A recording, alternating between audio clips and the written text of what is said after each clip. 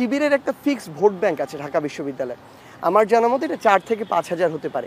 এই vote bank শিবির ব্যতীত ঢাকা বিশ্ববিদ্যালয় ফিক্সড আর কারোরই নেই। এখানে ঢাকা বিশ্ববিদ্যালয়ের এই যে ডাকসু ইলেকশন, ঢাকা বিশ্ববিদ্যালয় আমাদের শেকড় আসলে, এবং এই যে ডাকসু ইলেকশন এখানে প্রত্যাশিত ফলাফল না পাওয়ার কারণ যদি আমি বলি যে অন্য যে প্যানেল জিতেছে তাদের যেমন এখানে সাংগঠনিক দক্ষতার জায়গা আছে কিংবা তাদের ঐক্যবদ্ধভাবে কাজ করার যে প্রয়াসটা আছে, এখানে তাদের যেমন ক্রেডিট আছে, আবার আমাদের জায়গা থেকে আমাদের কিছু সীমাবদ্ধতা তাদের ক্রেডিট হিসেবে যোগ হয়েছে।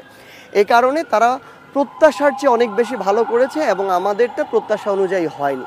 আপনি যদি দেখেন ছেলে এবং মেয়েদের হলগুলোতে স্পেশালি আমাদের যে প্যানেল ছিল সেখানে কিন্তু অনেকেই ভিপিজিএস নির্বাচিত হয়েছে, কিন্তু সেন্ট্রালের এই জায়গাটাতে হয়নি। কারণ একটা হলের একজন ব্যক্তি তার ব্যক্তি পরিচয় দিয়ে তিনি ওই হলটা কভার করে ফেলতে পারেন, কিন্তু ঢাকা বিশ্ববিদ্যালয়ে যে কোনো একজনকে সেন্ট্রালি প্রত্যেকটা হলে প্রত্যেকটা ডিপার্টমেন্টে সমানভাবে চিনবে এটা কিন্তু হয় না। সো এখানে একটা সাংগঠনিক প্রচেষ্টা প্রয়োজন হয়, ঐক্যবদ্ধ প্রচেষ্টা প্রয়োজন হয়। তো ওই জায়গায় আমার জায়গা থেকে আমার মনে হয়েছে যে এই যে প্যানেল ছিল বাকশাসের যে প্যানেল, এখানে তাদের এই একটা ইউনাইটেড জায়গা আসা, একসাথে অ্যাজ এ প্যানেল মুভ দেয়া, ওই জায়গাটার আমার মনে হয় যে সীমাবদ্ধতা ছিল। আর আরেকটা জিনিস আমার চোখে পড়েছে যেটা হচ্ছে, দেখেন শিবিরের একটা ফিক্সড ভোট ব্যাংক আছে ঢাকা বিশ্ববিদ্যালয়ে। আমার জানা মতে এটা 4 থেকে 5,000 হতে পারে। এই ভোট ব্যাংক শিবির ব্যতীত ঢাকা বিশ্ববিদ্যালয় ফিক্সড আর কারোরই নেই, নো ওয়ান। সো এখানে অনেকে বিভিন্ন জায়গা থেকে নিউট্রালি হয়তো ভোট পেয়েছে তাদের জায়গা থেকে, হ্যাঁ। এবং দেখেন ধরেন আমাদের এখানে যদি আমরা দেখি, আপনি দেখবেন গড়ে এই ভোট কিন্তু যারা জিতেছে তাদের 5, 6, 7,000।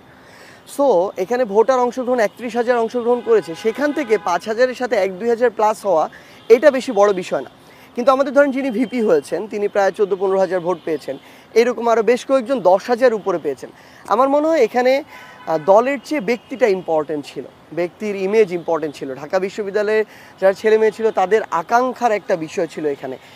আমরা আসলে আমাদের জায়গা থেকে, আমরা তো ছাত্রলীগের গতানুগতিক কালচারটা দেখে বড় হয়েছি, আর মানুষজন ওই ধরনের ডমিনেটিং সো কল্ড পলিটিক্যাল কালচারগুলো দেখতে চায় না। দ্যাটস ওয়াই যাদেরকে নিয়ে তারা মনে হয় এই ফেয়ারটা ছিল যে এই কালচারটা না এইভাবে ফিরে আসে, সেই জায়গায় তারা কম আস্থা রেখেছে।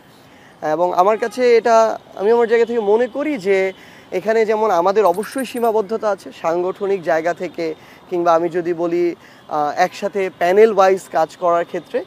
আবার আরেকটা বিষয় আমার কাছে মনে হয়েছে অন্তত এই ইলেকশনের ক্ষেত্রে, সেটা হচ্ছে যে এই যে ডাকসু যেটা হলো এবার ঢাকা বিশ্ববিদ্যালয়ে, এখানে ধরেন শিবিরের প্যানেলে সাদিক কায়েম আমাদের ব্যাচমেট বন্ধু, সে কিন্তু ধরেন অভ্যুত্থানের একজন ফেস হয়ে উঠেছে ধীরে ধীরে, সে এখানে লিড করেছে। কিন্তু আপনি যদি দেখেন অভ্যুত্থানের আপনারা ধরেন ফেস বলতে যাদের নাম বলছেন, ধরেন নাহিদ, আসিফ, হাসনাত, তারা কিন্তু জাতীয় রাজনীতিতে চলে গিয়েছে। তাদের একজন, মানে সাপোজ যদি এখানে ধরেন এই ফাইটটা হতো কোনো কারণে জাতীয় রাজনীতি না গিয়ে, তখন কিন্তু ফাইটটা এরকম নাও হতে পারতো, টাইট হতে পারতো।